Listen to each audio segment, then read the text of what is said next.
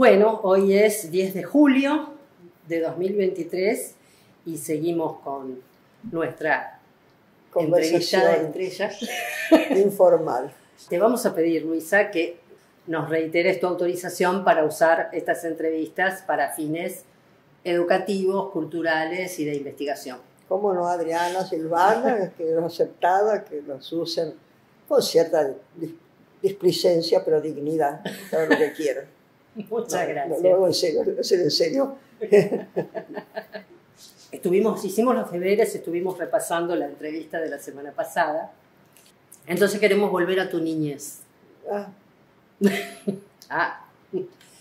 Y vos contabas, bueno, esa maravillosa, o no, vos sabrás, infancia, llena de escritores y de gente. Sí, ya un poco después de la infancia propiamente dicha, adolescencia temprana, llena de escritores y de gente, sí, de gente conocida antes o sería conocida después. ¿Y cuándo tomaste conciencia que ese círculo que te rodeaba era de gente particular? No me bueno, para mí no era particular, te das cuenta, porque era lo que yo tenía ahí al lado. Venían mucho a la casa por cuestiones de políticas, tenían miedo al peronismo de aquella época y entonces tenían miedo a estar espiados como intelectuales. Yo creo que se sentían más importantes de los que eran en ese aspecto, ¿no? En otros aspectos eran importantes.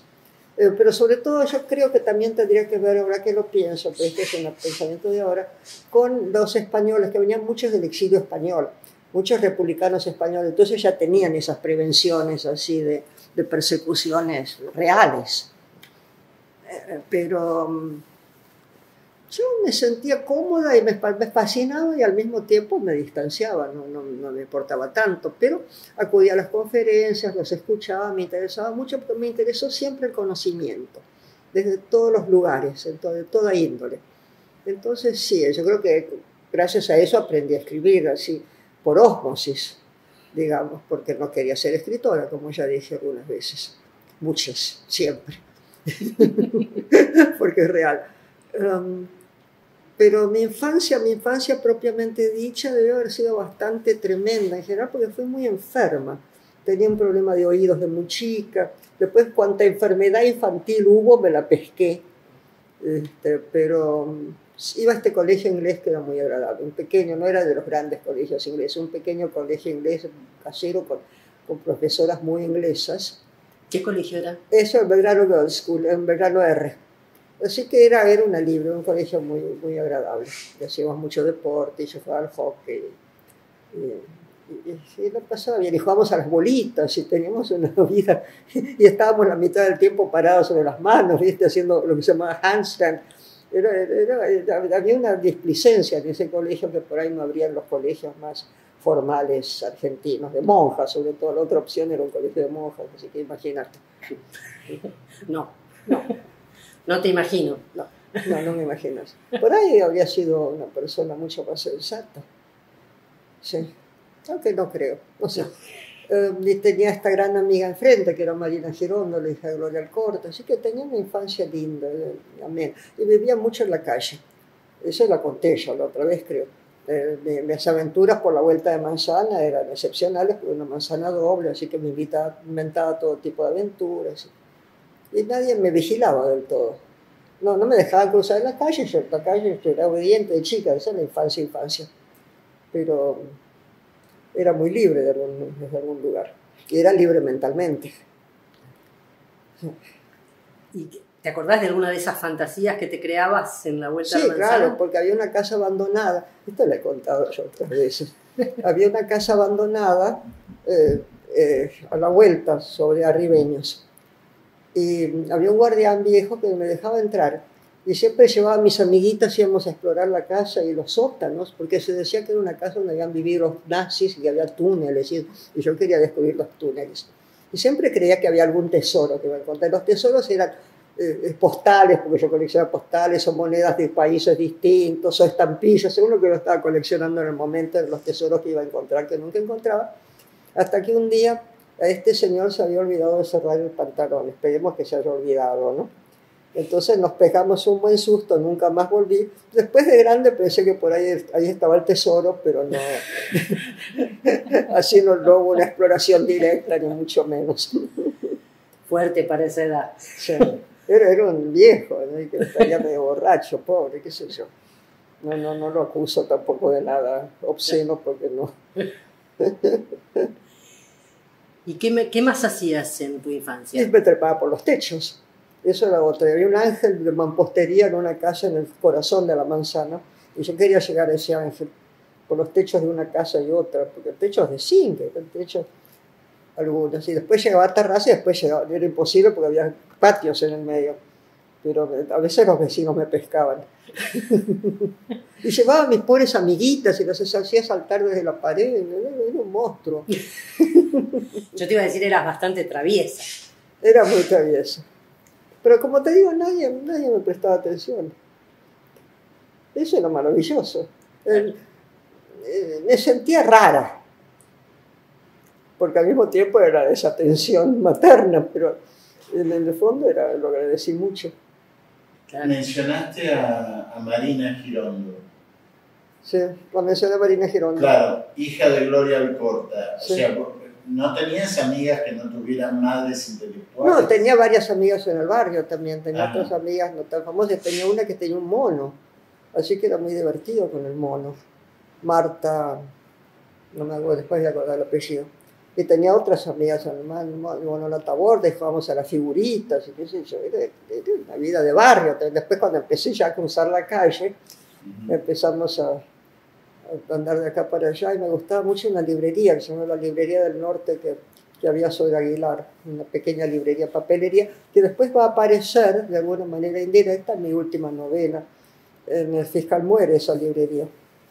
Era un barrio también con casas antiguas, grandes casonas. La casa de los Girondo, la casa de Girondo era maravilloso, un palacio, palacete enorme, misterioso. Cuando andábamos por los altillos era muy raro, jugábamos a las escondidas ahí con Marina, y vivíamos trepadas a los árboles. ¿El hermano era menor que ustedes? Alberto era mucho menor que nosotros. Y había Marina, estaba después Cristina, Kiki, después Alberto. Así que en esa época no tenía ninguna aspiración política de ninguna índole. Después ya empiezan para nosotros a hacer las cuestiones políticas, ¿no? Cuando ya empezás a ser más grande y vienen las persecuciones y las represiones de verdad, ¿no? Que me llama la atención que mencionaste varios juegos que eran de varones, las bolitas, sí, las figuritas. Éramos con Marina las primeras en usar jeans, no te digo en Buenos Aires, pero por lo menos en nuestra zona sí. Los llamaban los convoys. Los cowboys, sí, pero no lo sentíamos como una cosa de varones, era lo que... Eran chicas de avanzada. Era una cosa de la libertad, no era una sensación de libertad de hacer así. Porque nos gustaban los muchachos.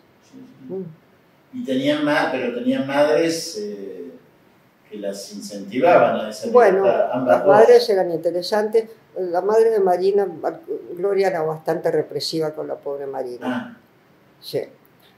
Pero le recuerdo que una vez no la dejó ir a mi primer cumpleaños cuando empezábamos a ser amigas, porque no se quería poner un vestido, quería ir de jeans a mi cumpleaños, que no se importaba. No la dejó ir. Y la pobre miró la fiesta de frente, fue horrible. Pero después ya tuvimos la barrita de amigos, después ya fue fantástico con Jorge Sábato, con el hijo mayor de Ernesto, y una serie de amigos, y andábamos, hacíamos picnics nocturnos y discursos por las plazas. La ciudad era nuestra, ¿no? Y andábamos, pero esto ya a los tipos 16, 17 años, 18, sobre todo 16 y 17. La ciudad era nuestra, nos inventábamos paseos por el puerto, andábamos por el puerto de noche, era bastante más seguro todo, y no teníamos conciencia también de la inseguridad.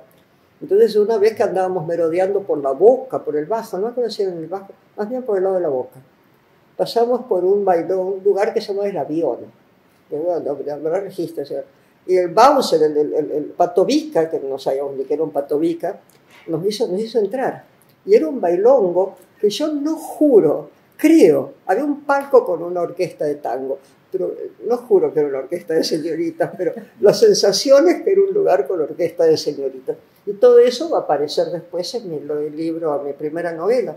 De golpe lo que yo añoro cuando estoy en París no es el Buenos Aires intelectual y fino, porque tenía intelectualidad en Francia. Era el Buenos Aires este de los bajos fondos. Escribo, hay que sonreír, claro. Escribo esa novela. Que el parque japonés aparece. El parque japonés, el Parque Retiro era. El parque Retiro. El Parque Retiro. Aparece el Parque Retiro, aparece todo el Bajo, aparece el Palacio del Baile, que era un lugar que yo aspiraba a ir siempre, que era adentro del Parque Retiro, había este bailongo. Y nadie me quería llevar. Ninguno de mis amigos se animaba a entrar. Y tardé mucho en lograr ir, hasta que lo conseguí. Ah, no, pero lo conseguí de la mejor manera. Es muy largo todo. Dale. Sí, lo conseguí indirectamente. Encontramos a un cadete. Bueno, es lindo, pero cuando vino la célebre, mal llamada Revolución Libertadora, Sábato lo nombraron director de Tiempo Argentino, de la revista Tiempo Argentino. Entonces íbamos con Marina y con Jorge a jorobar, porque todavía éramos muy jóvenes para eso. Y un cadete cantaba en el Palacio del Baile. Entonces nos invitó. Ahí nos fuimos todos. ¿Dónde estaba el Palacio del Baile? Adentro del Parque Retiro. Adentro del parque. Adentro del corazón del Parque Retiro había este lugar, este túmulo, que finalmente era muy de arte. Yo tenía una tarjeta que la atesoré durante mucho tiempo, que rosada, que decía damas gratis y les dan un cóctel primavera a las damas.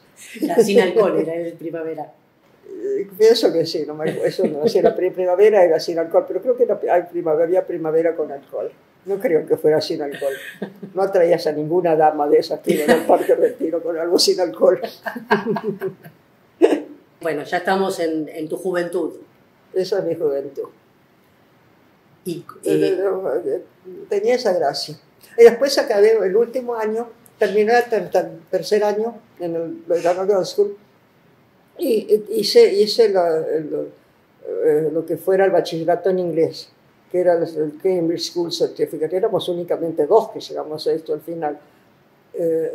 Dimos los exámenes en el Northlands y después se acababa en tercer año del Nacional, se acababa el colegio ese. Entonces yo quería mandarme a la Echeverría, que quedaba frente a casa, y yo quería un colegio público, o la escuela pública. Entonces me fui al Nacional Vicente López, que era mixto. Bueno, el de Echeverría también era mixto. Me divertí grande un año y después decidí que ya por aquí iba a ser otro año de colegio, era muy aburrido. Entonces di libre en marzo. Di 2 materias, hacía las apuradas, mal dadas. Bueno, una era inglés, el otro no me acuerdo qué. Y después di todas las materias en marzo y terminé el 5º año. Listo. Se acabó el colegio. Me llevé geografía. Yo ya me veía dando geografía toda mi vida, porque siempre me iban a bochar, porque decía que la cantidad de ganado ovino en la Patagonia. No solamente no me importa, sino que habría cambiado 17 veces de esa cifra que tenía. Desde que eran datos inútiles. Exacto. Después me hice muy amiga de Andrew y él coleccionaba informaciones inútiles. Esas no figuraban. ¿Sí? ¿De qué año es la disposición, no me acuerdo la palabra, para no es prohibido escupir en el suelo? Es el 2 de abril de 1904, creo. Son informaciones inútiles. ¿Te casaste joven? Me casé muy joven, me casé a los 20 años. No, me casé porque estaba encantada con este joven marino espléndido, mercante. Y la marina, mercante, y los viajes y todo eso era para mí perfecto. Así que me casé con él y me fui a Francia. Él dejó la marina, estuvo trabajando en Normandía, después en París. Sí. ¿Y tu hija nació allá? Tuve mi hija a los 21 años, sí. O sea que tiene la doble... En Francia. La doble nacionalidad. Ella no, ella es francesa. Ella es francesa. Ella es francesa. Ahora, ¿por qué conoces Tres Lomas? Tres Lomas por un trabajo, cuando vinimos con Teo, sí, él tomó un trabajo en Tres Lomas. Claro, se siente involucrado. Sí. Porque Tres Lomas es el pueblo donde nació mi mamá y donde nació la protagonista de... que no es la misma, mamá era honesta. Se me ocurrían historias truculentas siempre. Digo, ¿cómo se...? Sin humor, ¿no? Y cuando la agarro para releerla por curiosidad, me encuentro que tiene mucho humor indirecto, es raro esta cosa que tengo yo a veces. Y que tiene, sobre todo era un Buenos Aires tan arquetípico del tango y el bajo y qué sé yo, que era cómica, me causó gracia. Entonces ahí la pulí, ahí entra Tres Lomas como nombre, no sé qué había puesto antes. Ah, sí, pienso que lo que debió haber pasado ahí, esto lo estoy inventando ahora, pero es posible. Yo debo haber puesto Peguajó, que es lo que conocía, que era la estancia de los Girondos. Y después me pareció que no iba a tocar ese lugar que ya quedaba como otro, tenía otro espíritu para mí. Iba a poner uno que no lo conocía tanto. Peguajó se lo dejaste se lo dejé en agua, claro. Esa también fue eso, no sé, puede ser, sí. La tortuga que viene Manuelita, ¿no? Puede ser, no sé por qué. Pero pienso que quizá era Peguajó, o quizá no había nombre. Sí. No, eso no me acuerdo. Tendría que encontrar aquel manuscrito, ¿dónde habrá ido a parar? Quizá a la biblioteca de Boston, pero no estoy segura. ¿Guardás siempre tus manuscritos? En un momento dado, la biblioteca me mandaron una invitación a la biblioteca de Boston para formar parte de la colección especial de Congo Pirulo y que done manuscritos cuando yo vivía en New York, y te los descuentan, esas donaciones te las descontaban de impuestos. Así que agarraba mis manuscritos y los mandaba a Boston alegremente. Así que ni siquiera me acuerdo qué mandé. Porque tenía en New York, no sé si las tenía ahí, se quedaron acá, se perdieron, eso no me acuerdo. De chica jugabas con juegos de varones, Sí. un espíritu muy libre. Y tenía ositos en lugar de muñecas. Tenía 2 teddy bears con las patitas largas, estos ositos que ya no hay, no era un osito gordo, un osito con patitas largas. Y mi abuela les hizo vestiditos, creo que lo conté la vez pasada, hasta tenían tapado de piel mis ositos. Entonces los vestía todo, lo mismo con las muñecas, pero eran osos, no eran muñecas, las muñecas no me interesaban. ¿No te gustaban las muñecas? No. O sea que tenés todas las características de una mujer feminista. Tenía todas las características de alguien que tenía cierto buen criterio. Bueno, hice lo que tuve ganas en ese sentido. Por ahí me hubiera tenido ganas. También jugué al té y a las visitas, también, no creas. Y también fui a misa de 11 a ver a los muchachos. Sí, también hice las cosas clásicas. Pero un espíritu depende libre. con quién salía, de amigas, ¿no? Qué amigas tenía, qué amigos. Pero siempre estaba Rita de amigos, ya de amigas y amigos, era un mundo de gente. Después tuvimos una cosa que se llamaba el Teatro de Buenos Aires, ¿cómo se llamaba? Algo así como Teatro de Buenos Aires, con los Marten, con Jorge Marten, que escribía, que era un tipo interesante, y el hermano mayor, que después me voy a acordar el nombre. Y entonces, un nuevo teatro, un teatro conocido. Y que planeábamos hacer un auto sacramental en las escalinatas de la Facultad de Derecho. Vendimos bonos de contribución, pero nunca hicimos nada. Hicimos algo en el Casi de Olivo, de San Isidro, pero era todo recital de poesías y cosas así. Se nos ocurrían ideas locas. ¿Mencionaste a tu abuela catalana? Mi abuela catalana. Sí. ¿Te inculcó cierta religiosidad? Mi abuela catalana era atea. Era atea. No soñaba con inculcarme ninguna religiosidad, que yo sepa. Sí, no, por ahí tan atea no era, pero no era religiosa ni remotamente. Tampoco amaba a los catalanes, te confieso. Mi abuela, hay toda una historia muy divertida. Mi abuela decía que los catalanes no eran finos, no quiso volver a Barcelona, a Cataluña. Ella quiso venir para acá. Mi abuela es la que decide venir a la Argentina del lado materno, estaban en Brasil. Mi bisabuelo era cónsul o algo así en Brasil, era un diplomático pero no tan importante. Y llega el que iba a ser mi abuelo, que era un inglés criado en Estados Unidos, hijo de ingleses, nacido en Australia, criado en Estados Unidos, de chico fue a Estados Unidos, así que se consideraba norteamericano, que era un aventurero. Y llega de aventura caminando desde Norteamérica, bueno, así por tierra, a Brasil. Y se enamora de esta española por 2 motivos. El primero no me acuerdo, Pero el segundo era porque le podía agarrar la cintura con las manos así. Y las fotos de mi abuela, efectivamente, te das cuenta que el tipo que tenía manos grandes podía porque tenía corsé. Y tenía 18 años y corsé. Entonces quiere casarse con ella. Y ella le dice que tenía 9 años más que ella. Y ella le dice sí con 2 condiciones. Una es que nos vayamos a vivir a Buenos Aires. Ella nunca había estado. Se le ocurrió porque le parecía un lugar intelectual. Y otra es que traigamos a mi madre porque mi padre lo trata mal, le dijo ella al futuro marido. Dicho y hecho, hicieron las 2 cosas. Y así es como yo estoy acá y no en Río o en qué sé yo dónde. El diplomático se quedó en España. El diplomático se habrá quedado en Brasil, no sé, el diplomático lo perdimos de vista. Yo por lo menos no sé. Pero mi abuela, entonces a mi abuelo, que la mamá lo quería mucho, pensé que era un tipo fantástico, nunca lo conocí, había muerto cuando yo nací. Pero mi abuela era una tipa encantadora. Y es la que le hacía ropita al osito y a mí también. Al osito y a los ositos, pero había uno más favorito que el otro. Todo chupado, porque venía desde los 2 años, todas las patitas chupadas. Mis 2 años, no los sí.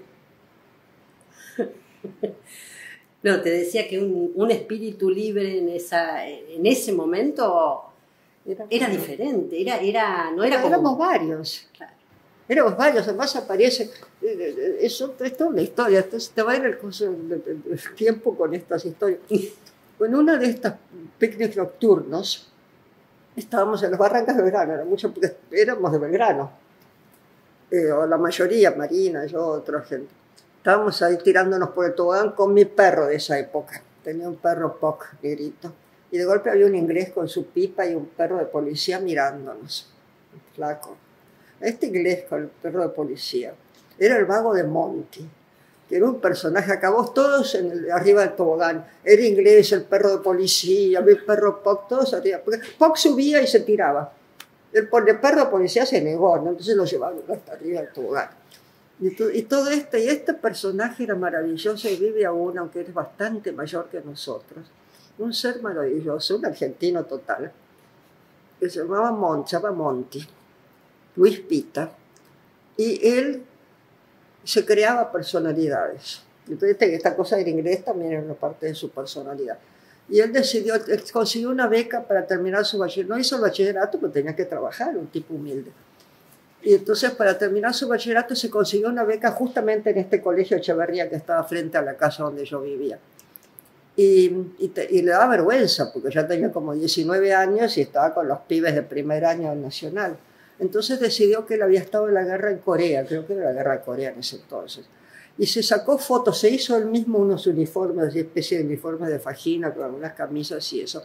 Y había en el puerto unos camiones de la Armada norteamericana que decía USA Army, los camiones. Entonces se fue a sacar fotos ahí y me mostraron las fotos y decía, este es el Piolín, porque tenía esas cámaras antiguas con un piolincito que tiraba de la cámara. Y entonces contaba todas las hazañas, tenía estudiadas todas las guerras, las cosas, todas las batallas, tenía estudiado todo. Los conté, los engatusó durante 2 años, que era un excombatiente de Corea. Total que con él nos colábamos a los clubes, sobre todo a los bailes. Nos colábamos sobre todo en la Florida Lawn Tennis. Y nos colábamos y teníamos planos del operativo.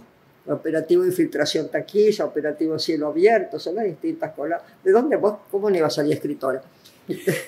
y entonces después estábamos todos sentados ahí ya como invitados. Bailes de gente joven como nosotros. Y al único que lo detectaban era él, lo echaban. Y al rato estaba de vuelta, porque después con todas las vicisitudes propias de esa edad, que tenés un montón de angustias, pero no tantas, con lo cual yo fui adolescente a los 24 años. A los 24 años sufrí mucho, 25, pero me agarró la adolescencia, tardía, por cierto. Trabajaba en La Nación y yo decía, yo veo todo gris, yo sé que hay colores en el mundo, pero todo lo veo gris, en una depresión horrible. ¿Te habías divorciado? No, todavía no, no lo había logrado.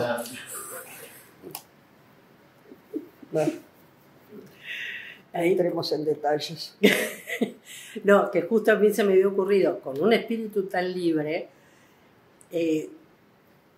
no sé, ¿tu marido era así tan libre o pretendía que vos te quedaras en tu casa cocinando?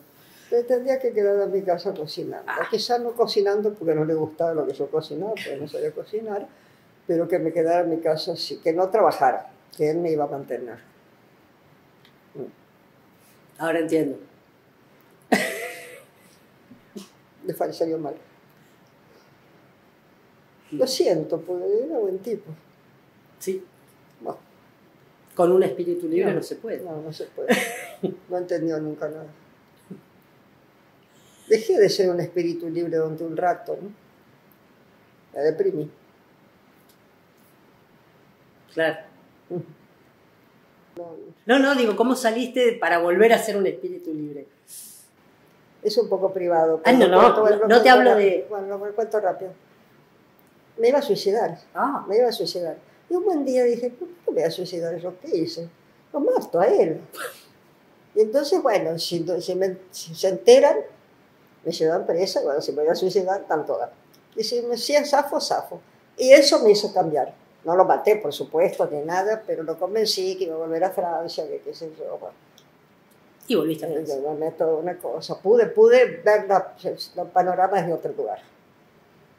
Y no hay como cambiar el punto de vista, ¿no? Sí. Me llevó como 2 años llegar a esa mal de conclusión, pero 1 año y pico. Pero lo lograste. Bien. Sí, sin derramamiento de sangre de ninguna índole, digamos. No, está bien. ¿Y después no volviste a estar en pareja? Acá también queremos. Sigo la vida. Está bien. Está bien, sí. Nada firme. Algunos firmezas. Está bien. Algunas firmezas más pasajeras que otras, algunas no tan pasajeras. Todo firme. Perfecto. Sigo pensando en... Ahora, decime una cosa. Sí. ¿Este es un reportaje para saber mi vida íntima o mi literatura? No, porque yo tengo 40 libros escritos. No hemos tocado uno. Porque a nosotros nos gusta saber la vida cotidiana de la gente. ¿Hay vida cotidiana? Hay vida cotidiana. En tu caso puede ser salir, sentarte a escribir, imaginar lo que después va a ser una novela. Viajar, eso. Mucho. Los viajes siempre el sueño, eso sí. Escribir no era mi sueño, pero viajar sí. Viajaba mentalmente, porque leía Sangre, y que tampoco nunca salió de su pueblo, parece, pero bueno, era todo el Tigre de la Malasia, todas esas cosas maravillosas. Sí. La literatura también te hace viajar, ¿no? Sí. Desde muchos puntos de vista, y a mí me hizo viajar físicamente. Porque me invitan, de hecho, ahora lo de Corea, todo eso, es la literatura que me lleva de acá para allá. ¿Hay alguna parte del mundo que no conozcas? Yes. Rusia no conozco. ¿No? De algunos países balcánicos, ¿no? Me gustaría conocer Rumania, Bulgaria. Conozco muy poco de Turquía. Conozco nada más que Estambul, que es maravilloso. Me gustaría conocer más. Siria, toda esa zona no conozco. Hay un montón del África que no conozco. Conozco poco del África a fondo porque estuve pernoctando en el desierto y caminando por el país Dogón y todas esas cosas, pero no hay zonas que no conozco. Pero conozco bastante. Me conformo con lo que conozco. ¿Y hay algún lugar que te quedaste con las ganas de...? Y yo creo que Petra y esos lugares, sí, ¿no? Y otro lugar que me quedé con las ganas y me temo que me voy a quedar con las ganas y me lo están arruinando de todos modos, porque además te están arruinando el mundo, que es un gusto, es el Salar de Uyuni. Estando en Tibet, que era un lugar que le tenía muchas ganas y era tan difícil y por fin llegué, un día me dio una soroche espantosa, mal de altura, 5.000 metros, me quería morir. Y dije, bueno, menos mal que ya estuve en todos los lugares altos que quiero, en La Paz, en Potosí, en qué sé yo. Y de golpe dije, no, me falta el Salar de Uyuni, me sigue faltando. Nunca se sabe. Pero yo creo que ahora están dedicados al litio, ¿viste? El litio me está estropeando los salares. Están arruinando todo. ¿Qué influencia tuvo tu entrada en La Nación en tu Bueno, yo escritura? cuando estaba viviendo en Francia, Augusto Mario Delfino, que era el director del suplemento gráfico de La Nación en esa época, era un gran escritor, y el hijo era amigo mío, Marito Delfino, éramos amigos, esta barra de amigos, ¿no? Entonces empecé a colaborar, él me hacía colaborar, y después fui corresponsal del diario El Mundo, es un diario que no existe más de hace siglos. Y entonces cuando volví, yo estaba colaborando con Delfino. Cuando volví cambió Delfino, se fue Delfino y entró Vecino. No por rima, no porque rimara ni nada, de casualidad. ¿Viste? La justicia poética a veces se da más de una manera más directa que otra. Y entró Vecino y empecé a colaborar con él y me quiso tomar de planta, me invitó si yo quería trabajar con él. Y fue un milagro para mí, porque fue el que me enseñó el rigor literario, mucho. Cosa sorprendente para un periodista, ¿no? Pero era un hombre que venía del doctorado, del profesorado de letras, y muy amante de la literatura, y era muy riguroso con la gramática, con la cosa, y como teníamos que escribir muy corto, era mucho rigor en eso, y me vino fantástico. Trabajé 9 años de planta ahí en el suplemento. Después se convirtió en la revista, es lo que después pasó a ser la revista. ¿Y por el diario a dónde viajaste? Por el diario, a un montón de lados, pero por lo pronto empezamos a hacer una cosa maravillosa que eran las imágenes del interior argentino. Éramos 3 en ese suplemento, el jefe, José María Cantilo, hermano de Fabiana, y yo. Y entonces a José María y a mí nos tocaban 3 provincias por turno, ¿no? 3 provincias con un fotógrafo, decíamos, hay que recorrer todas las 3 provincias de cabo a rabo en 3 semanas, una semana por provincia. Entonces íbamos a conminar a los gobernadores que nos dieran una movilidad, a veces un helicóptero, una avioneta, un auto, lo que fuera que pudieran, y nos metíamos en los rincones más remotos de la provincia. Muy interesante, fue fascinante esa experiencia. Y después, entonces yo llegaba a alguna frontera y me cruzaba. Entonces llegaba a Formosa, me iba a Paraguay, llegaba a Salta o Jujuy, me iba a Bolivia, llegaba a Mendoza, me iba a Chile, por mi cuenta, ya con 3 guitas, ¿viste? Para conocer un poco. Y así empezó, pero después me invitaron a Italia oficialmente, había salían invitaciones. Y después con Gente, cuando después fui redactora estrella de Gente, por una historia muy complicada que no le sale perder el tiempo. Y entonces ahí sí también hice unos viajes interesantes y fui a matches de box en San Remo y cosas rarísimas. Y después te van invitando, ¿no? Como periodista. Y te abrís paso, porque entonces, bueno, soy periodista, estuve en Brasil, en Bahía, se me ocurrió ir a Bahía. No tenía plata, pero llegaba, ¿viste? En Bolivia también, después recorrí bastante Bolivia, recorrí el interior de países, Perú. Después ya me empezaron a invitar como escritora. Festivales de letras y esas cosas. Como periodista, ¿cuál fue la entrevista que te pareció más interesante, que más te impactó, lo que vos considerás que es lo que mejor hiciste? Es difícil, porque hice varias entrevistas muy interesantes. Eso me da para que pensar, no sabría decir. Ahora salió mi libro de entrevistas, ¿viste? No todas, pero hay una selección. Algunas desgraciadamente no están porque no las encontraron. Estoy tratando de acordarme. Bueno, la entrevista que me abrió las puertas, para mí sí, fue impactante porque fue milagroso casi.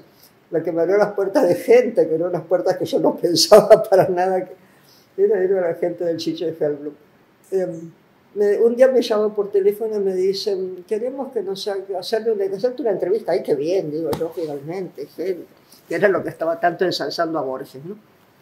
¿No les conté esa vez pasada? No. Seguro. Entonces, bueno, me dice, no, lo que queremos, vamos a llevarte, vamos a hacer con un periodista, a verlo al Toto Lorenzo, el preparador de Boca. Digo, pues yo no sé nada de fútbol, ¿cómo me mandan a eso? Dice, no, porque justamente como escritora, bla, bla, me endulzan la cosa. A un periodista con vos, pues te explica, te llevamos a la reja donde está el campo de preparación de Boca. Bueno, voy. Y el periodista que llega, que era un amor, que era Jorge Palomar, que yo no lo conocía, me dice, mira, vos no te sientas mal, porque el doctor Lorenzo no le quiere dar un reportaje a gente ni que lo maten. Entonces te va a sacar partiendo, pero no es culpa tuya, eso te están mandando al muere. No te preocupes, no te sientas mal, olvídate. Ahí voy. Y está esto, bueno, atienda a la señora, a la escritora. No quiero saber nada con gente, que se yo, todo eso furioso. Entonces yo que estoy paradita ahí como una tarada, de golpe digo, yo solo quiero hacer una pregunta. ¿Qué es eso del orsay, del offside?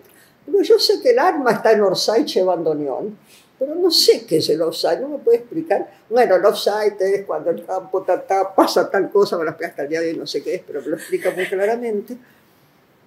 Entonces seguimos hablando, y seguimos hablando, y de golpe aparece que era el preparador físico, no me acuerdo cómo se llamaba, que era un amor de tipo joven, y se mete a la conversación y saca una primicia, estaban escribiendo un libro.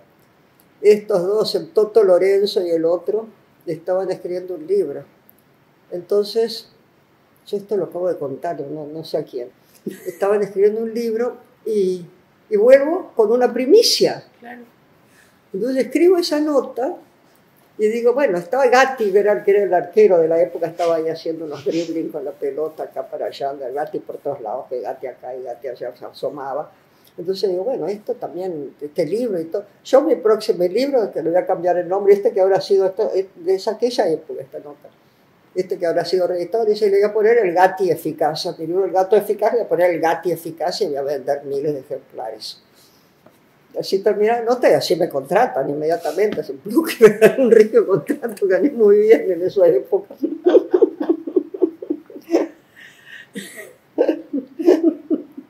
El offside. Acabé yendo, esa es una cosa, pero esa nota nunca la pude escribir, esa después escribí un cuento, porque me mandan a ver el campeonato por la Copa Libertadores a Belo Horizonte, entre Cruzeiro y Boca y Cruzeiro. Boca había ganado acá, Cruzeiro tenía la Copa, Cruzeiro de Brasil, y me mandan ahí a hacer la nota, y tengo notas y gana Boca. Boca pierde. Era una porquería todos estos fallos, un horror, todo fue un horror. Y entonces después Boca gana en la revancha en Montevideo, donde no me mandan, ya están hartos de mí, y gana Boca, y gana la Copa. Y entonces me invitan a festejar en la Bombonera. Entonces me invitan a festejar en la Bombonera una noche ya en una festeja diferido, porque había ganado el otro lado, porque estaba lleno la tribuna y todos los que yo había conocido en el charter ese de la hinchada fina. Y entonces me invitan al periodismo al campo. Yo soy periodista, me voy al campo. Entonces el equipo empieza con la copa, están ahí los jugadores, empiezan a dar la vuelta olímpica. Detrás de ellos van los periodistas y detrás fui yo. Y le di la vuelta olímpica en Boca. Esta era una buena nota, pero no tuve la nota. Entonces, finalmente, mucho tiempo después, me cuentan que Fontana Rosa estaba haciendo una antología de cuentos de fútbol. Entonces yo le dije a Guillermo Saavedra, digo, pues yo tengo un cuento de fútbol para contar. Bueno, escribilo. Y es esta historia, con todo lo que pasaba, no te cuento, inefable, y el cuento se llama El mundo de los inocentes. Así que esa es mi mejor nota periodística, que no fue una nota periodística, pero fue un cuento autobiográfico. Y muy bueno. Muy bueno. Bueno, no te cuento todo lo que yo... Llego a esto sin saber nada. Me pasa una cosa divina, que todo el fan de fútbol, hincha de fútbol, lo aprecia mucho y me desprecia a mí, sí, por lógica. Me había hecho medio amiga, pues yo no sabía nada, me tenían que explicar todo. Finalmente un corresponsal de gente me lo encuentro, muy al final me explica, me hace unos dibujitos, una servilletita.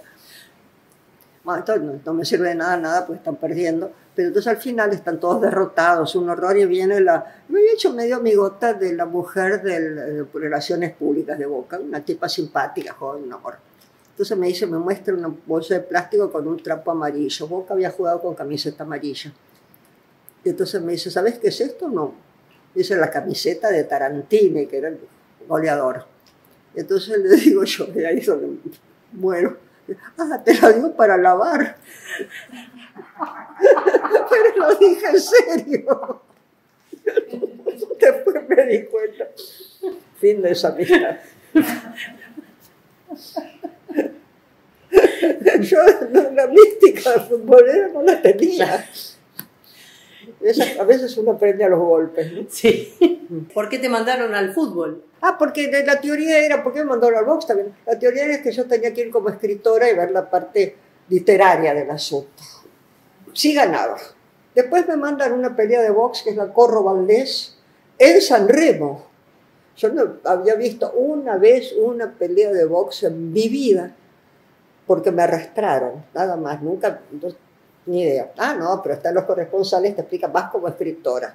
Pero tenía que ganar Valdés. Ganó Corro, cosa que yo lo vi de entrada. Entonces me tocó una notita chiquita, que no sé dónde fue a parar la publicar, que era el hombre objeto, porque los trataba. Una vez que el tipo ganó, duramente, porque este era el campeón del mundo, ¿no? Está todo muerto de frío, ahí empiezan los managers a venderlo por encima de su cabeza, tantos millones para la televisión de Alcata, y el tipo muerto de frío. Al final alguien se apiada y le trae una bata, una cosa horrible. Entonces escribí una nota sobre el hombre objeto. No tuvo mucho éxito. No. No. Pero es cierto. Pero era eso, sí. Sí. Sí. Tendría que rememorarlo. Años después, en la Feria del Libro, el año que la inauguraste. Que me invitaron a hablar de fútbol y que por eso, yo te vi en una mesa y pensé que sabías. Yo tuve mi éxito con esta historia, mi cuento ese. Sí. Me invitaron una vez en Boca misma a contarlo. Todo. Yo tengo mucho éxito con la camiseta amarilla. Por eso. Sí. Gané a cierto. Así que en una feria del libro estuviste. En una feria, yo inauguré, en el 17 fue, ¿no? Inauguré la feria del libro, Dios mío. Fuiste la segunda mujer en toda la historia. Tercera. Griselda Gámbaro. ¿Y vos? Angélica Gorodilla y no me acuerdo quién. Bueno, segunda o tercera, bueno, no importa, segunda, pero segunda. En 40 años, ¿no? Y me tengo que enfrentar con nuestro amiguito Abeluto. Y Abeluto se para primero y empiezo a decir, porque hicimos esto lo hicimos nosotros con PEN. Y decía, porque nosotros publicamos, había cosas, dice, que el gobierno anterior no quiso publicar, mandó a publicar con la plata de ustedes y después no lo distribuyó, porque realmente tiraba la plata de ustedes. Y yo decía, había una serie así maravillosa de libros con 20 y pico de idiomas originarios. Habían trabajado 30 antropólogos durante 3 años a colectar todas estas cosas, idiomas originarios, y traducidos al castellano, a los bilingües, todos estos idiomas, los libros para repartir entre las comunidades, y estaban archivados porque el gobierno perdió. Esto salió en noviembre, perdieron las elecciones y decía la nómina del gobierno de Cristina, ¿no? Entonces estaban archivados y tenían miedo en el Ministerio de Educación que se inundara el control, se los quemaran, que pasara algo. Entonces saltamos con PEN y logramos sacarlos a la luz, hicimos un lío. Después también decía, porque el programa Sur, que mantenemos el programa Sur, me llama a mí un tipo del programa Sur, me dice, probablemente hagan algo con PEN cuando yo era de presidenta, porque nos los van a cerrar. PEN sale, lo pelea, no lo cierra. Entonces, esto me está diciendo a mí que los logros que hicieron que no son tales. Entonces, cuando subo al estadio, muerta de susto, porque yo tenía mi discurso escrito, pero hablaba de la posverdad y de las mentiras y todo eso. Así que se lo tiré encima, era como una cosa directa a él. Fue muy interesante. Después, lo primero que dijiste... No soy una estrella. Yo sí me acuerdo. Lo primero que dijiste fue, lamento haber escuchado palabras tan optimistas. Y ahí vengo a traer una balde de agua fría. Tenés razón, me he olvidado, porque eso me salió ahí de la... Después, primero me aplaude, no, eso no lo tenía. No soy una estrella de rock, digo bajito, que me oyeron, yo creí que no me ven. Después dije, lamento haber escuchado esto, porque yo voy a tener un balde de agua fría. Y lo tiré. Y estaba ya de antes, era obvio, pero no sabía que iba a ser tan alevosamente respuesta, no lo tenía preparado. Y yo se lo había dado leer ¿cómo se llama que estaba antes, el amoroso que escribe para niños. Entonces, porque me pidieron para publicarlo, lo querían tener antes. Y cuando estoy sentado, me van a matar, le digo, yo no me animaba a subir. Me dice, no, anda, es muy bueno, anda. Bueno, entonces después esta feria del libro sigue. normalmente. Muy lindo mi discurso, era lindo, estaba muy bien, muy ajustado.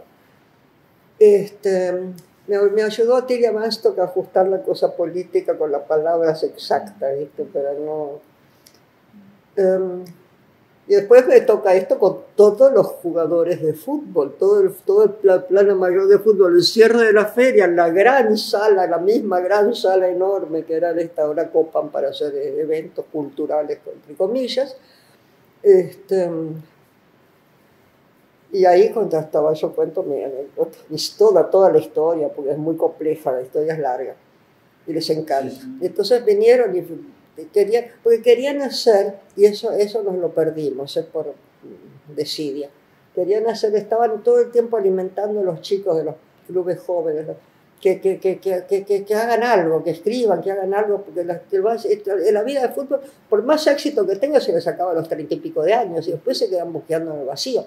Hagan algo de sus vidas desde ya, les estaban diciendo. Entonces un poco alentarlos para la literatura y todo eso. Entonces yo quería que los tenía palabrados para que hiciéramos algo con ellos y ahí quedó. No siempre se puede uno hacer todo, pero fue muy interesante eso. Sí, sí. Fue muy lindo lo que dijeron los tipos. Había un entrenador ahí que me pareció fantástico, no me acuerdo quién era. Sí, sí. De golpe el fútbol había cambiado de esa gente y bueno, lean, hagan algo de sus vidas, no solo piensen que van a ser grandes. Primero que no tienen por qué ser grandes campeones, porque no todos son grandes campeones, y eso ya no va más allá de toda voluntad, capacidad y demás. Y segundo, que se les acaba pronto. Sí, sí, es una vida limitada, salvo que sigan después como directores después entrenadores y qué sé yo, técnicos, pero tampoco cuántos pueden ser técnicos de 200 que...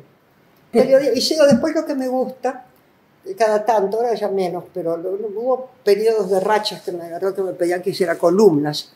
Y de golpe la idea de la columna de opinión me pareció muy estimulante y muy rápido, porque tenés que estar muy alerta captando todo lo que está pasando a tu alrededor. Así que me gustó mucho esa época de las columnas. ¿Eso en La Nación? No, La Nación, olvídate, La Nación se transformó en otra cosa. Claro. Al punto que ni saben, ni quieren saber que yo pasé por ahí. Se cumplen los 50 años de la revista, que yo fui una de las creadoras de esa revista y no me mencionan.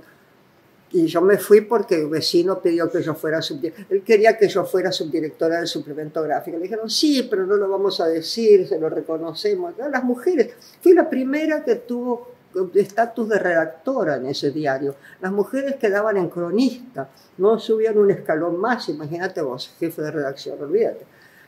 Y en esa época, ¿no? ¿Hasta qué año en La Nación? ¿Hasta qué año? Hasta el 70. 69 en realidad, cuando me fui a Iowa. 69. Salió la revista, y no, pero ya estaba colaborando, creo que ya no. Cuando salió estuvimos bregando por esta revista por años, porque este suplemento, que era una sábana, lo que se llamaba sábana, color sepia, era un horror. Queríamos primero que fuera blanco y negro, no sepia. Después que no fuera sábana, sino tamaño tabloide. Entonces, pero lo que queríamos era la revista. La revista. En un momento dado, vecino se enfermó mucho y tuvo 1 año de licencia. Y yo le manejé ese suplemento durante 1 año.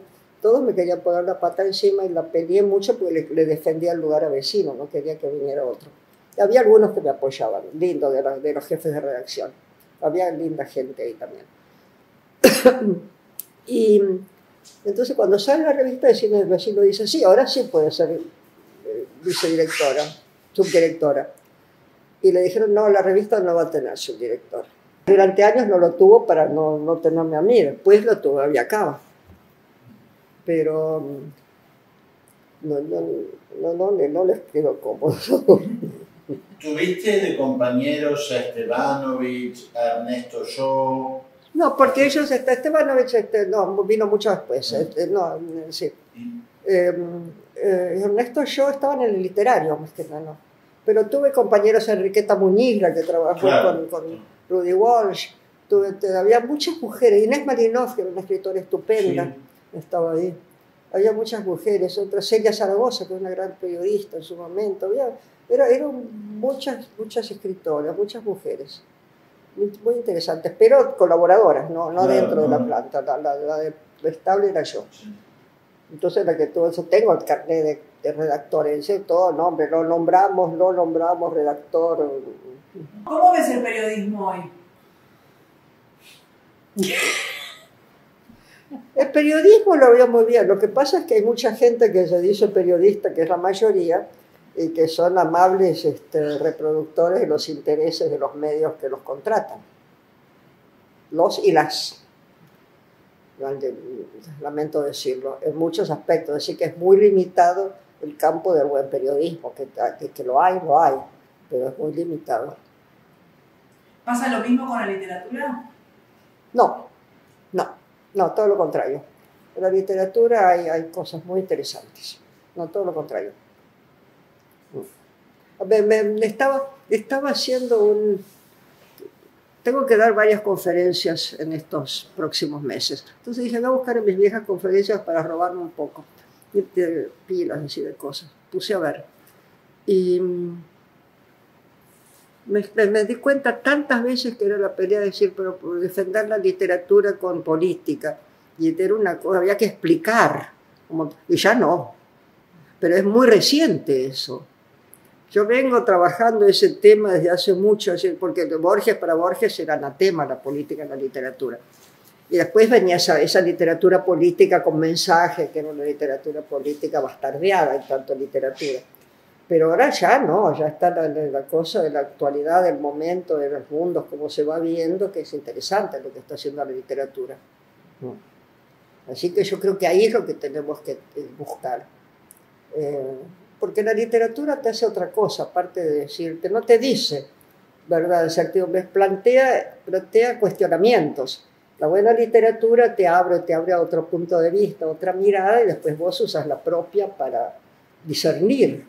Entonces, lo que está pasando ahora, sobre todo con las redes, pero también con el periodismo, que está muy bastardeado, es horrible. Todos los medios hegemónicos se han vuelto, no quiero ni pensar.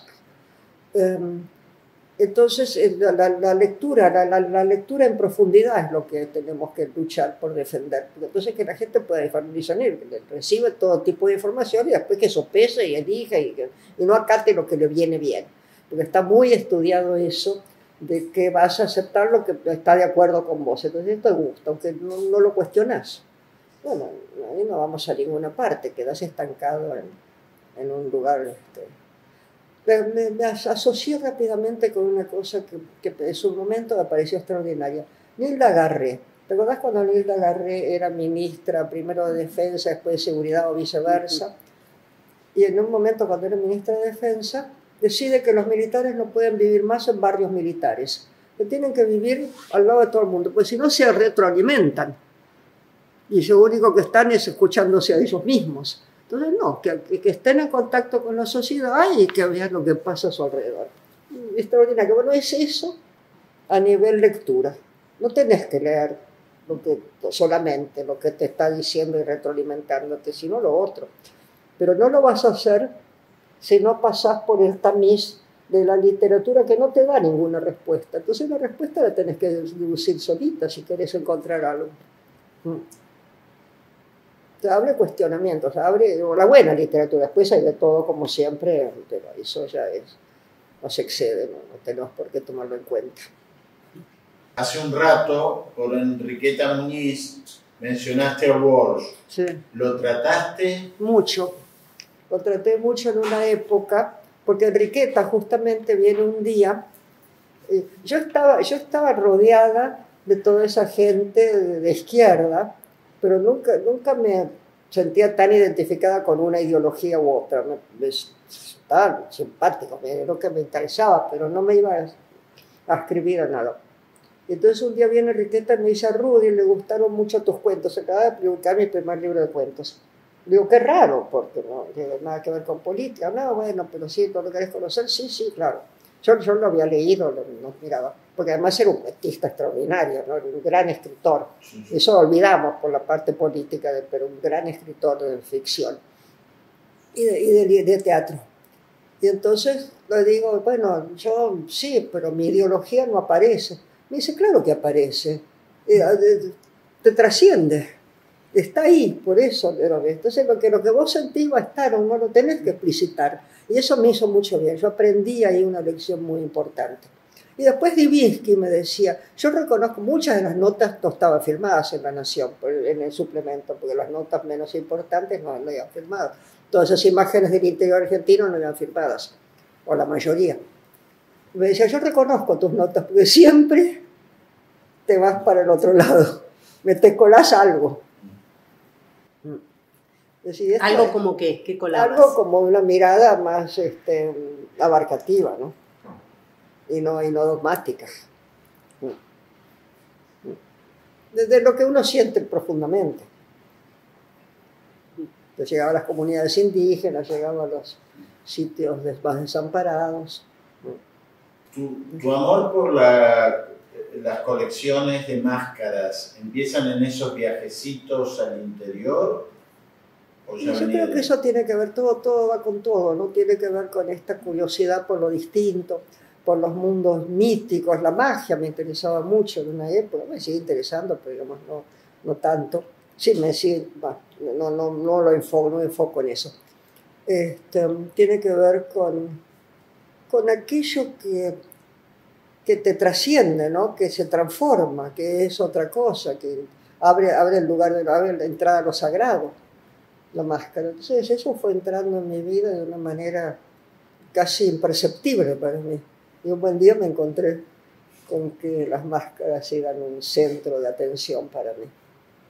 Pero no te puedo decir que dije, fui entrando de a poco, el interés por las tribus, por todos los mitos, por las ceremonias, lo distinto, el mundo. Coleccionaba postales, coleccionaba estampillas, coleccionaba monedas de otros lados, coleccionaba. En una época había unas etiquetas que ponían en los baúles cuando antes, sí, así, tenía unas divinas, no sé dónde fue para todo eso. Toda esa cosa que venía de la afuera, ¿no? de otro lugar, desde otro lugar. Vos algo nos contaste en la entrevista anterior de el proceso de escritura, que en realidad a vos se te ocurren cosas y las vas trabajando. Ahora, cuando vos vas a hacer un libro, o vas a escribir una novela, o vas a escribir un cuento, ¿qué hay de distinto en esos procesos? El origen por ahí es el mismo, el detonante. Por ahí es una frase, por ahí es una imagen, una anécdota que me contaron, algo que detone y que surge. Pero yo creo que sí.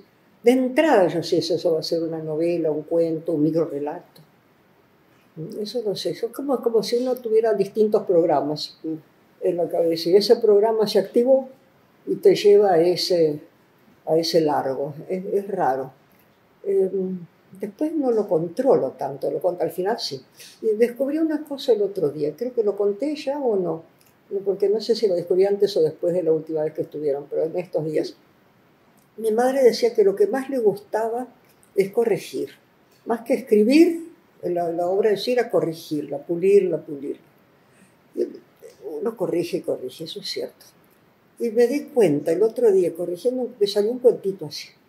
Después lo puse a corregir, lo vas puliendo. Y en la corrección vas entendiendo todo lo que estás dicho por detrás, lo que hablábamos antes.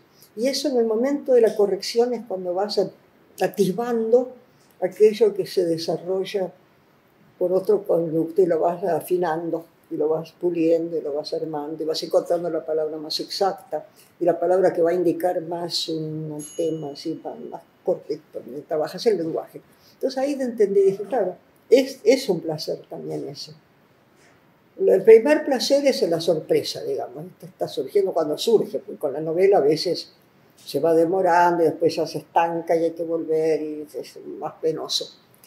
Pero ese momento de afinación y después estás en otra cosa y decís, no, pero tal palabra, no, tiene que ser tal otra y hay que cambiar esto y después una modalidad. Entendí eso. Así que son maneras distintas de abordar la escritura, maneras muy distintas. Hay quienes, está hablando con Juan Villoro, un muy buen, excelente escritor mexicano, y él dice, bueno, que él tiene el panorama completo. Después hay sorpresas, después hay cosas, pero que parte de un panorama completo de la novela. Yo nunca tengo el panorama completo. La vas creando. Te va creando a medida, un caminante no hay camino. Sí, Es eso. ya se caminó al andar. Ya se camino al andar, claro. Pero se tiene que hacer camino. A veces te caes de narices en el precipicio, hay una siena que te traga, hay una barrera, hay un piquete. ¿Y hay Los piquetes son los más interesantes, porque entonces te pones a dialogar con los piqueteros y podés encontrar otra vuelta al asunto, claro. Digamos, metafóricamente hablando. ¿Hay algún género que te guste más que otro? Sí, el cuento. Sí, me gusta más. Pero la novela te da una satisfacción distinta, porque además estás en novela. Es esa sensación de aquello que se sigue produciendo, que vos estés haciendo mil otras cosas. Y eso sigue imantando ideas, sigue cocinándose, como dicen en inglés, en las hornallas del fondo, ¿no? Cuando escribías periodismo y hacías una entrevista y después la tenías que transformar en algo literario, ¿era el mismo proceso? Bueno, no la formase en algo literario. Cuando hacía periodismo en mi época no tenía grabador. Ahora todo con grabador es más fácil o más difícil.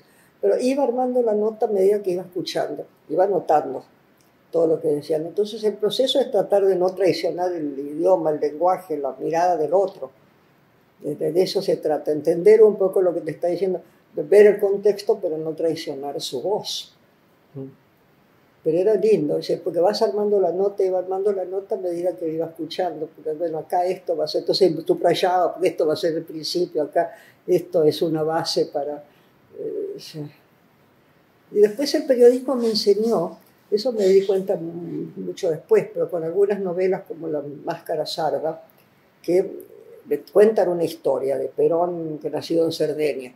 Me traigo un libro, por casualidad que había comprado antes, pero que me viene a cuento, de mitos sardos maravillosos, la mitología sarda. Empiezo a imbricar todo eso y a explorar distintas cosas de la vida de Perón, un montón de datos, y cómo ir pescando los datos muy rápido. Eso enseña el periodismo, y amalgamándolos y consustanciándolos y captando esencias que... Eso me enseñó ese tipo de periodismo que yo hacía en esa época, ¿no? ¿Hay una relación entre la política y la literatura?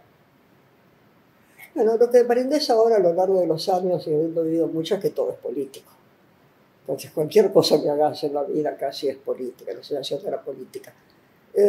Yo me crié, como lo dije antes, con Borges y demás, que era el anatema, la política en la literatura. No así para Sábato, así que estaba yo entre estos dos, digamos, polos opuestos, pero entonces inclinados por el lado borgiano. Y de golpe cuando entré a escribir política, pues no me quedó más remedio, porque yo ya había escrito un libro que no di a conocer durante 1000 años, que es Cuidado con el tigre, que apareció muchísimos años después de haberlo escrito, como 40.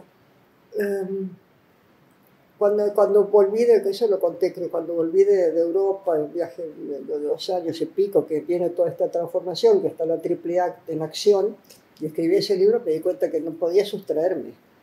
La política estaba encima de uno, y no puedes sustraerte, hay que escribir eso. Así que, bueno, sí, pero no de manera voluntaria, porque lo que yo entiendo ahora y lo veo bastante claro es que cada década que me tocó vivir en este país, porque aunque yo viviera afuera estaba muy pendiente de la Argentina, pero mis raíces están acá. Perdón, mis raíces son aéreas, pero son de acá. Nacieron acá, así que son de acá. Me di cuenta que tengo escrito cosas de ese mundo político, no tan político, pero sí que es político, ¿no? La cuestión de aún mi primer libro. Y es imprescindible, es parte de la vida, ¿no? Si no, trato de imponer mi idea. Nunca trato de imponer mi idea en la novela, ¿no? El periodismo tampoco. El periodismo se cuelan. En esta novela también se cuelan, no hay duda, en todo se cuelan. Pero no de una manera de decir, bueno, yo tengo esta certidumbre y esto debe ser así. Que las tengo. Pero sí, no hay duda, claro. Pero no las explicito de la manera vil, ¿no? Dejo que la cosa se deslice. Por eso tampoco creo que lo hablamos, que me digan que soy una escritora feminista, Pues soy feminista, pero no quiero que me pongan una etiqueta, porque entonces ya te hace ser políticamente correcta, de un lado o del otro. Y eso no me interesa la apertura. Y la mirada lateral, el pensamiento lateral, de ver las cosas desde otro lugar. Eso también me pasó con el cuento del otro día. Pero empecé un cuento que me dije, no está, esto no está. Entonces encontré la mirada lateral y cómo se transforma, ¿no?, la situación. ¿Qué pensás del lenguaje inclusivo? Me encanta. Yo trato en general, lo que decía, lo defendí en la Academia de Letras, en la Academia Española, ¿no? La parte de me invitaron en Sevilla a un encuentro de las academias latinoamericanas, no de la península, y lo defendí, porque yo trato de buscar sinónimos en lo posible, pero si no la uso, la de que no me parece linda, eso es bastante horrible porque no estamos acostumbrados, pero es el momento de darse cuenta cómo el lenguaje patriarcal invisibilizaba a la mujer, y eso es algo que siempre me molestó, siempre. Entonces, de golpe, que surja esto espontáneamente, es un regalo. Sí. Y también tiene que ver con la política. Y también, absolutamente. Además, toda esta fuerza del feminismo ahora, que es otra ola, una ola muy importante. Yo viví las otras olas, pero esta tiene una fuerza y una recepción distinta, ¿no? Sí. Así que sí, absolutamente política. De hecho, los medios hegemónicos no quieren saber nada. No, y mucho menos con el lenguaje inclusivo. A eso me refiero, más Sí, inclusivo, claro. Totalmente. Esta relación de la literatura y la política, vos en lo personal, ¿cómo la vivís? Yo estuve hace muchos años en un congreso de escritura y política en Estados Unidos, con grandes escritores internacionales. Y la defensa escribió un manifiesto. Y en ese manifiesto dice, no me interesa ni la mano que mueve el títere ni el títere, sino los hilos que los conectan. Entonces, ¿cómo vivís la cosa? Es una metáfora que espero que sea más o menos clara, aunque yo creo que ahí lo aclaro más, pero es eso, ¿no? Es ese mundo que se desliza entre los pensamientos. Pero está ahí absolutamente. ¿Cómo no vas a contar la violencia? ¿Cómo no vas a contar la tortura? ¿Cómo no vas a contar eso? Pero ¿cómo lo contás? Hay determinados periodos históricos. Ahora estamos con los 40 años del regreso de la democracia. Eso es muy importante, tener en cuenta eso, recordarlo, porque hay tanto negacionismo, ¿no? Sí. Eso da miedo, hay tanto discurso de odio, sí, tanto negacionismo, tanto espanto que estamos viviendo. ¿Cómo no hay una comprensión de lo humano? Es no humano. ¿Y cómo les gusta lo no humano? Porque también la inteligencia artificial entra ahí a crear una situación incómoda, ¿no? Me interesa mucho lo que está pasando desde el otro lugar, como las comunidades indígenas se están levantando, adquiriendo identidad, reconociendo lo propio. Eso me parece muy importante, tanto como el lenguaje inclusivo, ¿no? Sí. Es la mirada desde el otro lugar, que ha sido tratado de ser invisibilizado, denegado, ninguneado. Sí. Y que está en una fuerza propia y una sabiduría enorme. Sí. En estos últimos 40 años, vos, si yo no recuerdo mal, el regreso de la democracia vos lo viviste estando afuera. Lo viví estando afuera. Volviste un par de años después. Muchos años después, volví en el 89. En el 89, o sea que ya empezaba otra etapa. Sí, pero vine el día que asumió Alfonsín. Vine a festejar. Vine varias veces, vine a festejar. Además vine con un hombre fantástico que era el que manejaba la beca Guggenheim para América Latina, Stephen Schlesinger. Y festejamos en la Plaza de Mayo, fue fantástico. Sí. No, eso yo viví de cerca todo, porque como estaba trabajando más con Amnesty International, eso lo dije la vez pasada, y con PEN, con la libertad de escribir y todo eso, estaba muy pendiente de lo que pasaba acá durante la dictadura, y había escrito Cambio de Armas, había escrito un libro entero, y había escrito Aquí pasan cosas raras antes, y había sido publicado por Divinsky. Acá, y como en la guerra también ya entra eso. Ya entra todo ese tema. Como hablé de ese tema mucho antes. Esa visión que uno tiene de... Cómo uno capta los hilos Sí. secretos, los hilos misteriosos que están ahí, que ni te das cuenta, pero los estás captando. Y eso es lo lindo de la literatura, ¿no? El periodismo no te permite eso porque es como fantasioso. Pero esa fantasía que te parece que estás recontra inventando, de golpe está ahí. Sí, el periodismo tiene eso de la inmediatez. La inmediatez, y bueno, está bien, Sí. es eso, estás informando, no estás creando. Ujú. Se supone. Sí. Estos 40 años, pongámosle, Asunción de Alfonsín, los juicios, Menem. el menemismo, Sí, el bueno, 2001. Estos 40 años nos enseñaron la resiliencia de este maravilloso país y cómo podemos recuperarlos, y esperemos que sí que lo hayamos aprendido, de los horrores. Porque hemos caído muy bajo y nos hemos logrado levantar. El milagro kirchnerista, el milagro Kirchner fue maravilloso porque no había país, no había nada.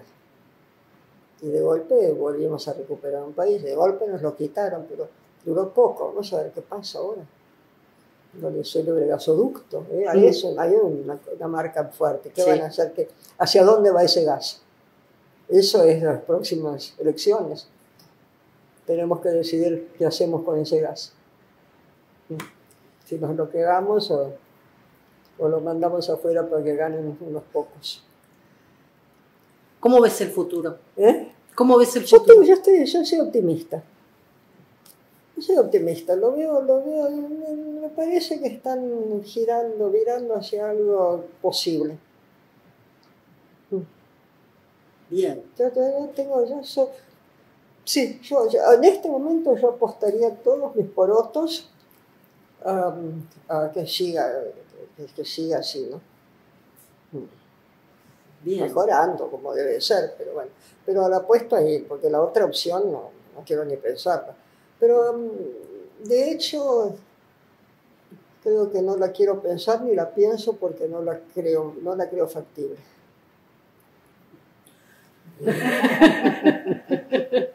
No, lo digo en serio, ¿eh? Sí. Pero no soy la pitoniza. Tendría que sentarme a escribir una novela y entonces sabríamos. Ay, Sí. podrías Sabríamos. escribir Me pasó así. con El Mañana, ¿no? Sí. Con El Mañana es impresionante. Yo cuento una cosa que estas tipas prisioneras arbitrariamente, porque sí, qué sé yo, y digo, estaría pasando siempre un futuro después, pues no puedo, no puede ser esto. Ahora no quiero ni que piensen que estoy hablando de ahora, ni de nunca, pero es una... La novela sale 10 años después y es premonitoria de lo que pasó mucho después de ser publicada por primera vez.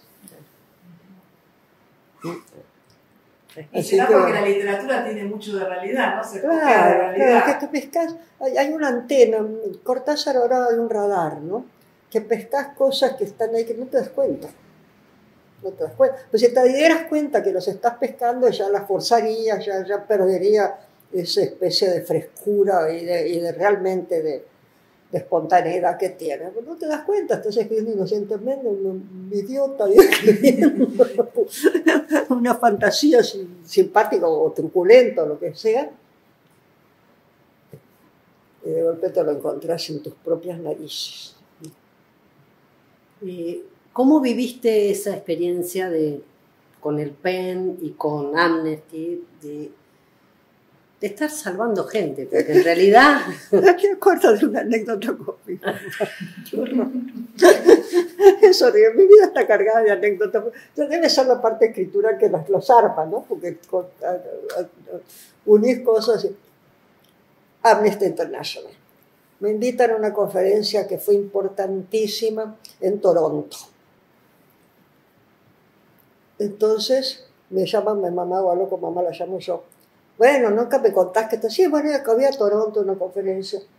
¿Qué vas a conferencia? ¿De qué? ¿Qué? Bueno, no, después te cuento. Bueno, no, pero sí. Bueno, pero ¿qué es la conferencia? ¿De qué es? Contame, ¿qué entonces? Bueno, Amnesty International dice, ¡ay, qué bien! Dice, va, todo lo que sea international es buenísimo. Era plena dictadura acá, ¿no? Yo, Amnesty International, así que casi no se oye. ¿Sabes qué bien? Todo lo que es international. Y el miedo, ¿no? De que te estuvieran escuchando las Claro, conversaciones, eso, leyendo la carta. Claro, el miedo que te escuchen, todo eso. Sí. Yo llegaba de visita y aterrada. El guardia de migraciones se rascaba la oreja y decía, es una señal que le está diciendo algo a alguien, ¿no? Yo había estado muy metida en un montón de cosas acá antes. Y allá hacíamos todas las denuncias con Penn y todo. Vinieron. ¿Y cómo viviste ese? Era America's Watch también. Ese observatorio. Uh-huh. ¿Perdón? ¿Cómo lo viviste? ¿El miedo? No sé si eras El consciente, resquemor, no sí. sé si eras consciente de que estabas salvando gente. Y en cierta medida sí. En cierta medida sí. O ayudando a que algo se produzca. No sé si salvando gente. Pero sí, por un lado eso depende, pero por otro lado cosas con Estela Calori, tenía que entrar a ver cómo hacer para que entre al país, ir a hablar con esto, armar cosas, ¿no? Los asilados en la Embajada de México, todo eso, ¿no? Sí, sí, yo hice asilar gente y todo, sí. Sí, en algunos momentos estás consciente que estás hablando gente, pero individualmente, salvaste a dos, a cada uno allá, pero también estás tratando de que se sepa, que haya conciencia, porque después vienen los otros. Esa fue mi pelea con Martha Lynch, ¿no?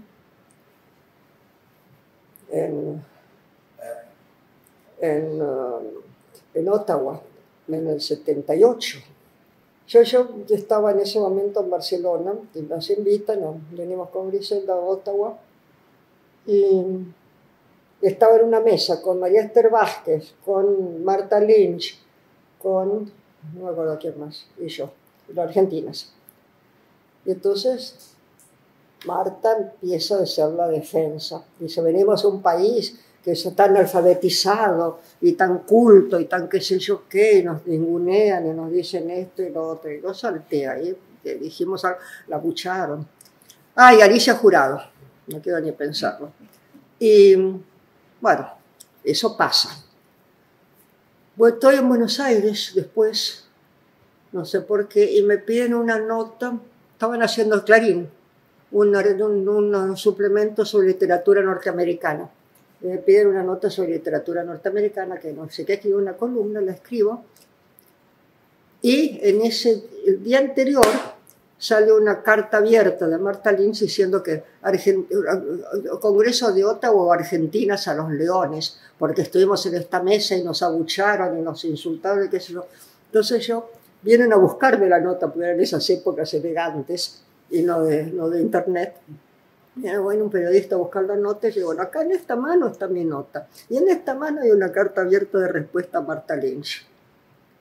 Entonces, ¿publican esto? Les doy esto. ¿No publican esto? No les doy esto. Bien, chantaje puro. Entonces me dicen, sí, lo publicamos, y lo publican. Y digo, yo no me siento a los leones cuando lo abuchean a Martha Lynch. O sea, yo no digo que somos tan cultos y tan esto y tan otro y maravillosos. No dije la cosa política directa porque era imposible. Eso. Además, con Griselda sufríamos porque no se podía decir las cosas directamente. Teníamos que volver, y ella sobre todo tenía que volver. Pero la reacción general fue fuerte. Sabían las mujeres. Y entonces me la publicaron. Yo, yo lo que abuchean a Martha Lynch no me responsabilizo. Sin decir que ella defendió. Sí, Porque además los insulta y dice, nosotros somos los más cultos, los más alfabetizados, los más mongopirulos. ¿Y qué? Empezamos mal. Está lleno de escritoras guatemaltecas, de todas partes. ¿Qué hace? Sí. Uno, viéndolo desde nuestra actualidad, a veces somos injustos también cuando hacemos alguna crítica a gente que o que realmente no sabía porque no estaba involucrada en ningún círculo. Bueno, no era el caso. No era el caso. No, claro, no, claramente no. No. Pero aunque no supieras, algo sabías. A mí mi mayor sorpresa fue con Elvira Orfé, que era una escritora de las mejores que ha habido siempre en nuestra historia de la literatura argentina. Elvira escribió una novela extraordinaria que se llama La última conquista del ángel, escalofriante, porque es una mirada, ella lo dice, una mirada metafísica a la tortura. Entonces los torturadores, hablando de la tortura, con la Virgencita y toda una cosa tremenda, muy bien escrita, maravillosa, muy brutal, muy bien escrita. Pasan los años, una de mis venidas a Buenos Aires, me presta su departamento para que pase unos días ahí, y llega ella, después estoy ahí, me dice, ¿te das cuenta lo que pasó en este país? Esto ya había democracia, ¿no? Me dice, no, sí, claro que me doy cuenta. Yo no sabía nada de Elvira, ¿cómo no sabías nada? Le digo, si lo escribiste. Me dice, yo creí que estaba inventando. Y posiblemente una parte de ella negaba y creía que estaba inventando, porque estaba en Venezuela. Pero lo cuenta así, con una crudeza, es maravillosa esa novela. Sí, algo va. Algo va por dentro, ¿no? Algo va por dentro, muy fuerte, claro. Sí, claro que es fuerte. No sé si alguno de los dos tiene algo más para... ¿No? Sí. Bueno, ¿y ahora qué estás haciendo? Ahora estoy...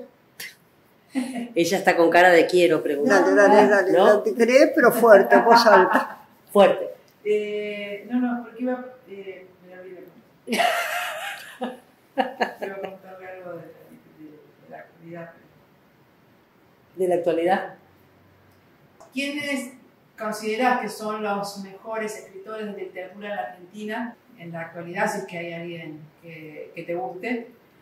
Y hay una época donde, bueno, escritores como Borges, por ejemplo, tenían eran muy conocidos y siguen siendo conocidos en el presente, y hoy no hay, creo yo, ese tipo de escritores, ese tipo de escritoras. ¿Por qué?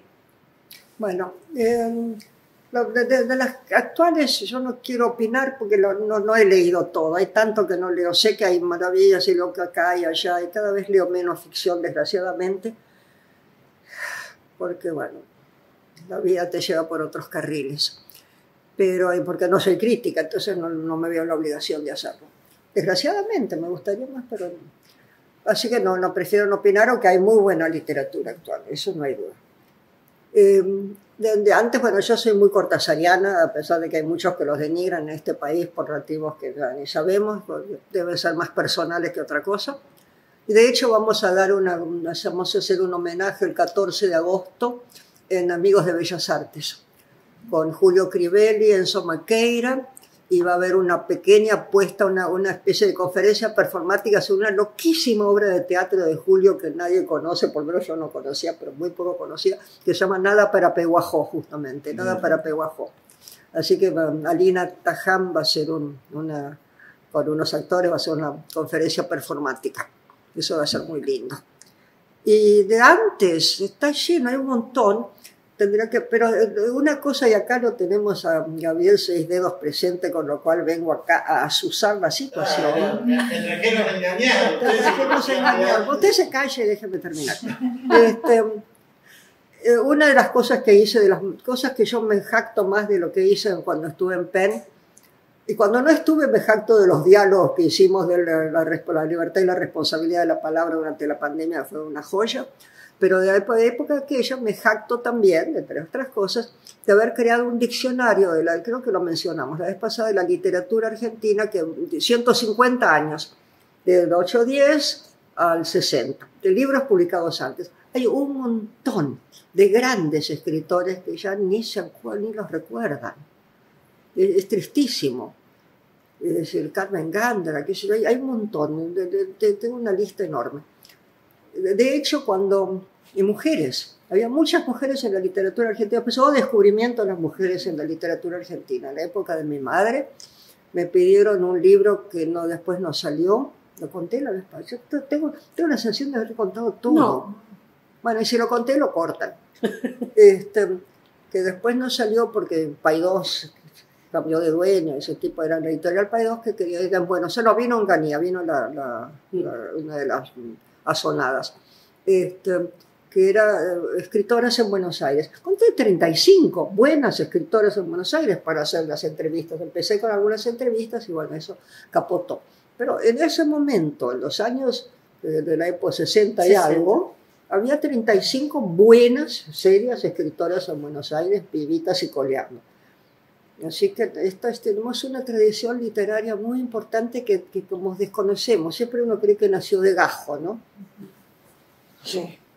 Bueno, yo como vengo de un gajo viejo ya, entonces tengo esta conciencia de todo lo que había detrás. O no todo, pero bastante. Viejo no es la palabra. ¿Algo que vos quieras decir para cerrar?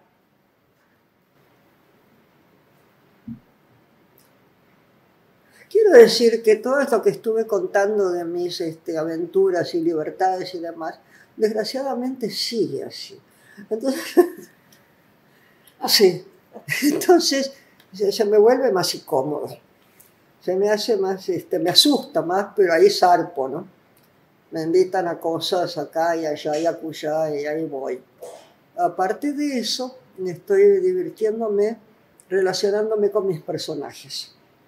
Entonces estoy escribiendo un libro de diálogos con mi personaje estrella, que es el ex comisario que está en El fiscal muere, Masachesi, Santiago Alberto Masachesi, antiguamente Santi, pero de golpe se coló, y esto le va a gustar a Gabriel, la Clara de mi primera novela, Hay que sonreír.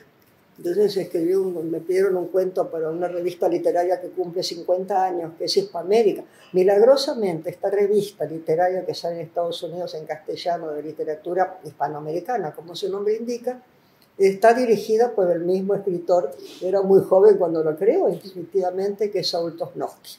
Vamos a festejarlo acá los 50 años de Hispamérica en la Biblioteca Nacional en agosto. Y escribí este cuento, de golpe apareció Clara, el personaje de esa novela, que era una prostituta del Bajo, que decide que necesita que le escriban una carta de amor, porque ella sabe escribir, pero no sabe tocar los sentimientos, pobre. Ahora, y entonces descubre que Cortázar, en un cuento que se llama Diario de un cuento, cuenta que él fue traductor, con la época de traductor, que estaba muy cerca de lo que estaba el Diario de la Nación cuando yo trabajaba, pero esto era antes, y cerca del Bajo, ahí en la calle San Martín, y le traducía las cartas de los marineros a las prostitutas, y les escribía a las prostitutas las respuestas de los marineros que les escribían en francés o en inglés, y entonces ella va a ir a verlo a Cortázar del cuento, al Cortázar de ese cuento, de esa época, a pedirle que le escriba la carta. Me pareció muy lindo.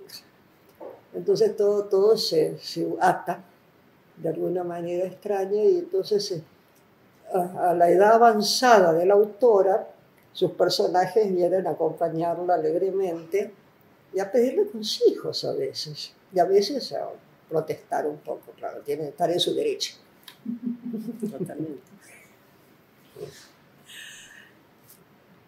Muchísimas gracias, Luisa. Gracias a ustedes. Ha sido un placer